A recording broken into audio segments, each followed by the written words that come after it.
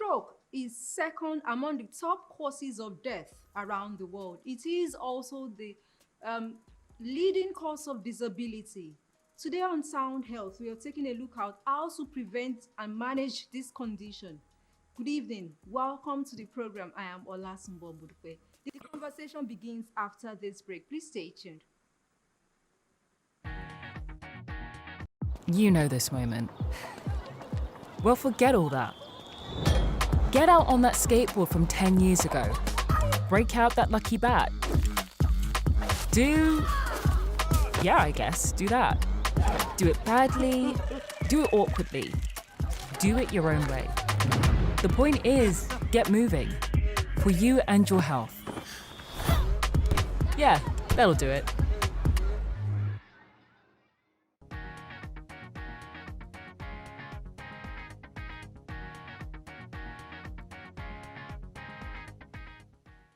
It is still Sound Health on Lagos Television. Joining us via Zoom this evening is Dr. Benjamin Anyanwu, Consultant General Neurology, Stroke and Neurocritical Care.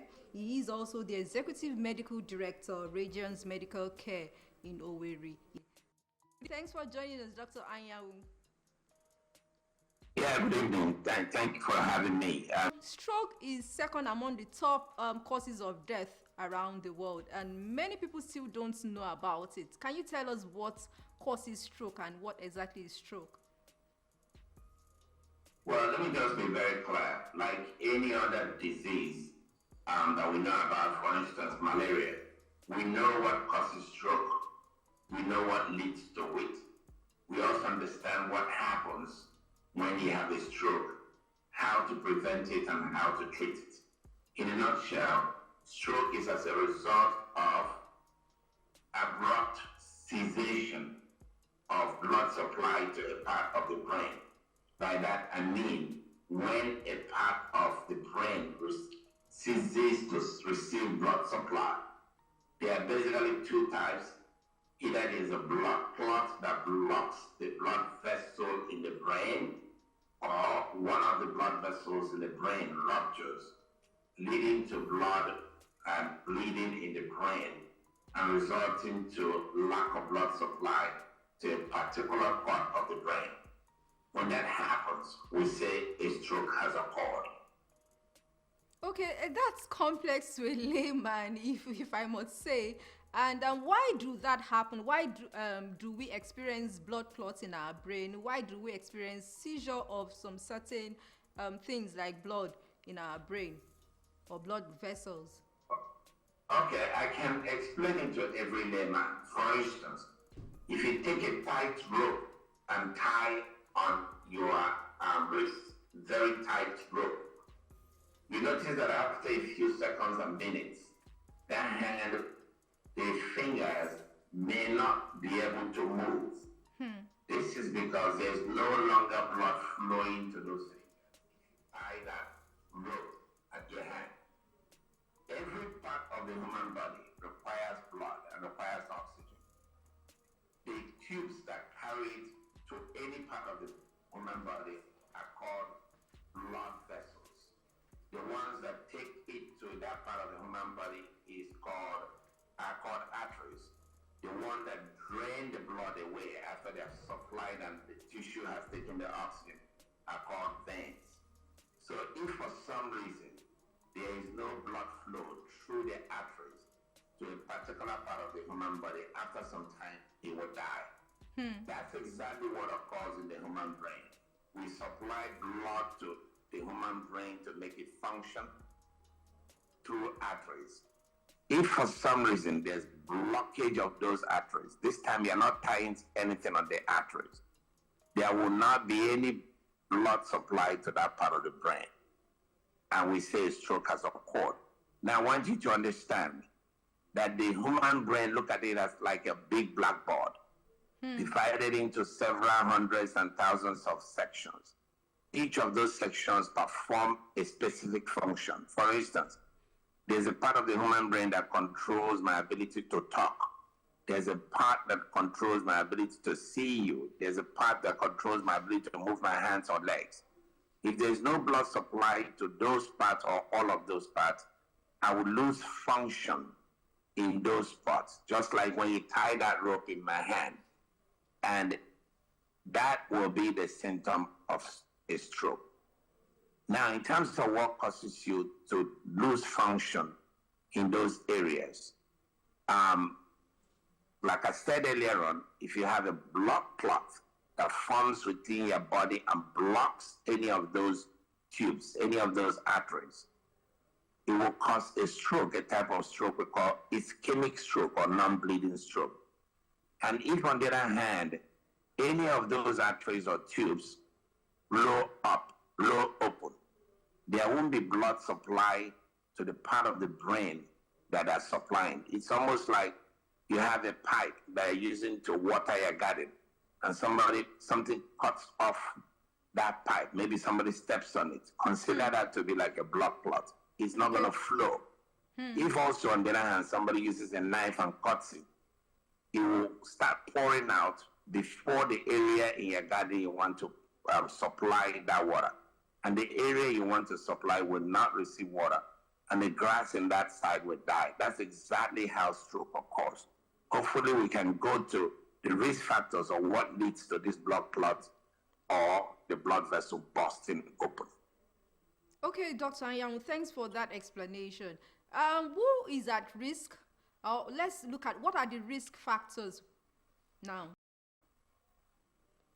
Well, you just asked who is at risk, and then you pivoted to the risk factors. Let me tell you that everybody is at risk for a stroke. Even a newborn child is at risk for a stroke.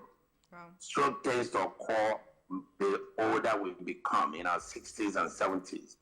But it's unique in Nigeria that stroke tends to occur a lot more in people around their 40 and 50s in Nigeria. This is a big problem because those are the working class people, the breadwinners in the family. And when stroke strikes them, like you already said, is a number one cause of disability. They will become disabled and not able to provide for their families. In terms of what causes stroke, there are two ways to look at this. There are what we call the modifiable risk factors, meaning things you can change, and the non-modifiable risk factors, meaning things you cannot change. If we start from the non-modifiable risk factors, some of the non-modifiable risk factors are age. The older you get, the more likely you're going to have a stroke. That doesn't mean it doesn't occur in young people and adolescents. And you cannot change that. If you have a family history of stroke, your brother, your sister, your mother, your father has had a stroke, you are at increased risk of having a stroke yourself. You cannot change that. The sex of the patient matters as well, whether you are male or female.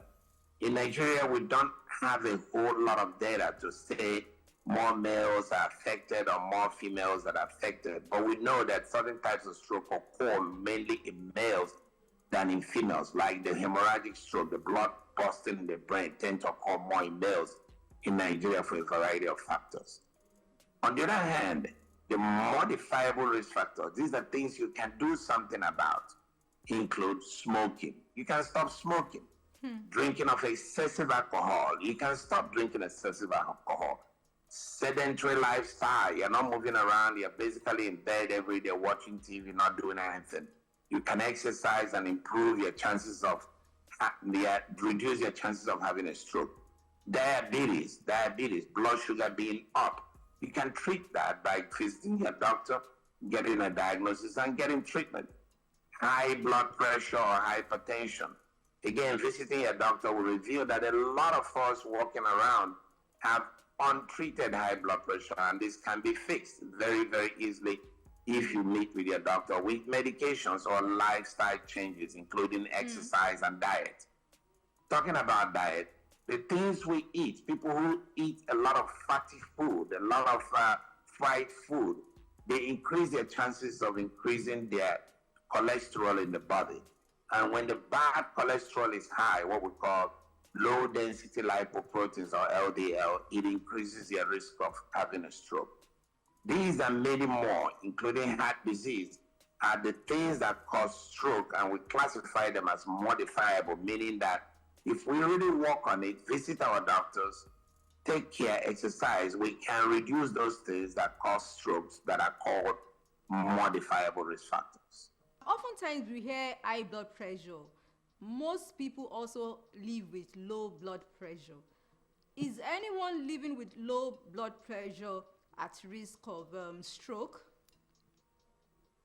Well, we have to be careful what we call low blood pressure. There are people whose blood pressure are low with the upper numbers in the 80s and 90s. But that's who they are. That's how their numbers are. Provided it's not causing any symptoms like dizziness, fainting spells, they are fine. That's how those people are built. Those people are actually lucky for their blood pressure to be that low. Now, if there are other things that are causing your blood pressure to be low, like heart disease or any other problem, then it's a problem. And usually it will manifest by the person feeling faint or fainting quite often, or feeling dizzy, or even having things like chest pain.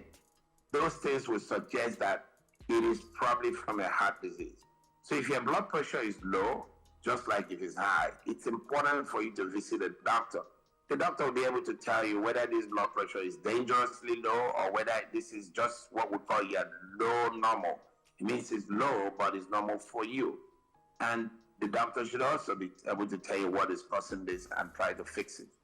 In general, people who have low blood pressure because of a disease condition often have some sort of heart problem, and it needs to be fixed, and those people may be at risk of having a stroke.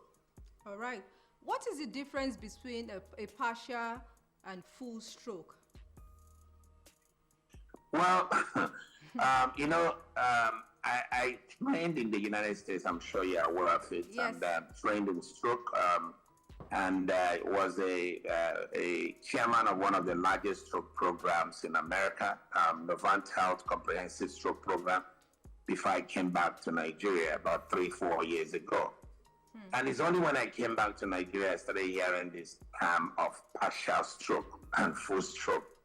And I've never really understood it. And I think what people refer to as partial stroke is because one side of the body it's not moving or is affected.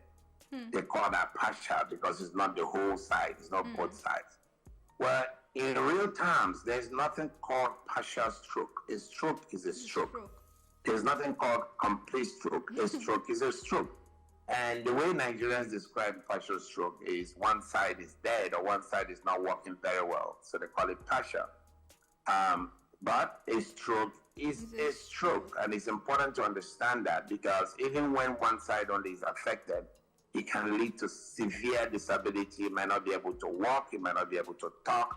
It is a stroke. And by the way, one of the other none of the other risk factors for stroke is that if you've had a stroke before, your chances of having another one is very, very high, especially within the first 3 months and also the first 5 years. So it's important for people to know whether you have what you refer to as a partial or small stroke or not, that you're at risk of having a very big one or complete stroke, whatever that means to you. Okay. Apart from dizziness, now, what are the other warning signs one should look out for? For stroke? Yes, for stroke now. Well, we have an acronym, and it's important that every listener can write this down. The acronym that will help you remember the symptoms of stroke is B.E.F.A.S.T. B.E.F.A.S.T. B.E.F.A.S.T. B.E.F.A.S.T. So the B in it, please write it down, is loss of balance. So somebody who you are seeing who was walking well before and then suddenly, it needs to be sudden, they're kind of now staggering or they cannot walk or they're walking and being pushed to one side, loss of balance, okay? You should be worried that this person may have just had a stroke. E in it means eyes, vision, eye. They can't see on one side. They're complaining they're reading newspaper, they can't see on one side. Or they're driving, they can't see on one side. That could be a symptom of stroke. F in it, B.E.F.A.S.T. F in it means facial weakness, facial drooping. One side of the face is dropped like this or twisted to one side. We refer to that as facial drooping. A in it, arm weakness, means basically to us the one side of the body or leg, the arm is weak. You can't lift it up very well, or it's slightly weaker than the other, or you can't grip something with that arm or leg or walk straight. So that would be A in it. S would be slowly. Somebody who's speaking very well before suddenly, or you can't understand them. These things need to be sudden or would have just happened just like this, whether you were there or not. And then the time, be fast. The T is the time. Time for you to get to a hospital as soon as possible. Not just any hospital, but a hospital that can assess you, figure out very quickly if you have a stroke, and provide you the adequate treatment immediately in order to save your life. Because stroke not just causes disability, but it also results in death, which most of us know that either it occurs immediately or a few weeks or a few months later, people who have had a stroke can die from it. Okay. In this part of the world, routine medical care is like part of our long wish list. What are the things we must do to prevent a stroke apart from timeliness and all that? Well, prevention, like you said, is better than cure. And prevention are the things I've listed. Those risk factors, the modifiable risk factors, the ones you can change, are the things you have to do to prevent. The non-modifiable risk factors really can't change them, but the modifiable risk factors, quit smoking if you're smoking. Start eating right, a lot more of vegetables. Avoid things like fried food and fried fish and bad oil that we tend to use and cook in even some restaurants and homes, trans fatty oils. They're cheaper in the market, but those things are dead traps for us. Eat more of fruits. Go to your doctor. Make sure you don't have blood pressure. A lot of us have hidden blood pressure or walking around in it. I can't tell you how many times somebody tells me I'm healthy when we go for outreach, community outreach, and then find out their blood pressure is actually very high. Make sure you don't have diabetes. You do that by going to a doctor. It's not just doing fasting blood sugar. There's a special test you can do called glycosylated hemoglobin A1C, that can tell you if you have diabetes, or you have a hidden diabetes, or you are at risk of developing diabetes. If your family member or you have had a stroke, you need to pay attention. You need to really see a doctor, because the chances of having another one is very, very high. These are many other things are the things you can do to reduce the chances of having a stroke yourself, including even exercise, weight loss programs. These things can lead to significant decrease of you having a stroke. All right. Is this condition treatable apart from management? Well, yes, stroke can be treatable, very much treatable. And there are a lot of things now out there in developed countries that we use to treat stroke. Remember, I told you that the commonest cause of stroke is due to a blood clot. So consider again, this is the tube, that artery, and there's a clot. So that's the artery is open, blood is flowing through it, and then there's a blood clot that clots and blocks it. Just by the way, blood clot is similar to what happens when you cut yourself and it bleeds, and after a few minutes, it gets dark and it gets hard. Those type of clots can form inside our body for a variety of reasons.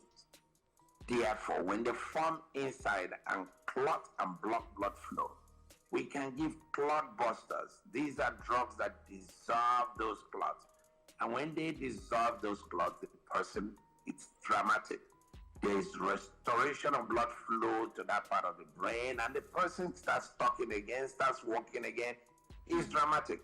Unfortunately, there are not a lot of hospitals that have that drug because it's expensive, and there's not a lot of hospitals that have the technical knowledge of being able to give that drug. The general name for it is clot buster, or TPA, tissue plasminogen. At Regions Healthcare hospitals and specialist clinics, we do give it, and that's because I've got very well trained in giving that in the United States myself. So we do give it, and there are many other hospitals around Nigeria that offer that blood clotting and busting drugs. Quite a few in Lagos, quite a few elsewhere. And it's important when you've had a stroke to ask this question: where can I get this blood clot busting drug? Very important, so that you don't go to a hospital where you're sitting and nobody's offering you that treatment. It is available, it is expensive, but life is worth more than any other thing. In the type that bleeds in the brain, there are also doctors, specialist doctors that can take care of you. People who work in ICUs can take care of you. Neurosurgeons can take care of you. Neurologists trained in the treatment of that type of doctors that can take care of you. People who work in ICUs can take care of you. Neurosurgeons can take care of you. Neurologists trained in the treatment of that type of stroke, the bleeding stroke, can also take care of you. So it's important you ask these questions if you've had a stroke, to say, is this a stroke center? Is this where I can get acute treatment from my stroke? Because, I can't tell you how many patients we treat every year who come with complete weakness on one side or both sides of the body, and in a few weeks they walk out of the hospital, like with their legs, 2 legs, walk out and go back to their jobs. Again, like I said, even in Lagos and many other places, Abuja, there are few hospitals. There are not many. But when you ask and insist with your doctor, I really want to go to a stroke center, they will oblige you, because we all know if you can't not treat the patient, you need to send them to where they can get good care. And there are many of these places around that can give this good care. Even by simply Googling, you can find information, or asking the right people, you will find information. Be informed. Health is wealth. Stroke is very difficult to manage. It is expensive to manage. Let's put it that way. Dr. Benjamin Anyanwu, thank you so much for your time and expertise on the program. Thank you very much. Thanks for having me. You have a good evening. Bye-bye. Right, I have been speaking with Dr. Benjamin Anyanwu, Consultant General Neurology, Stroke and Neurocritical Care. He is also the Executive Medical Director, Radiance Medical Care in Owerri. He has been speaking or sharing his expertise on how to manage or avoid stroke. Sound Health continues with trending health report from around the world. Please stay tuned.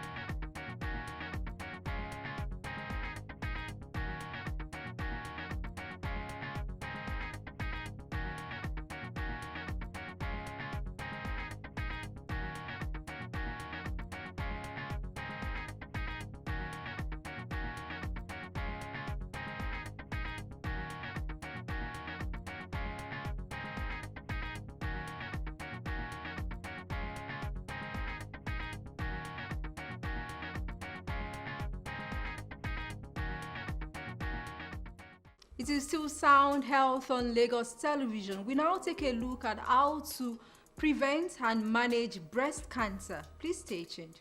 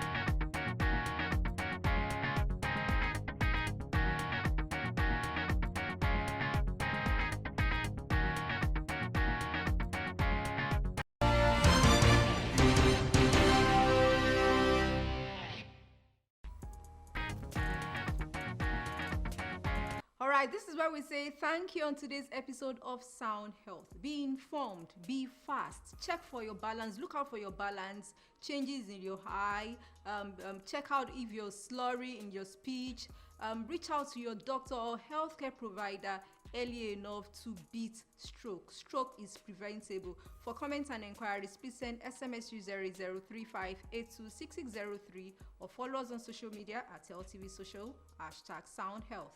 A sound health is a sound mind. Make healthy living your choice.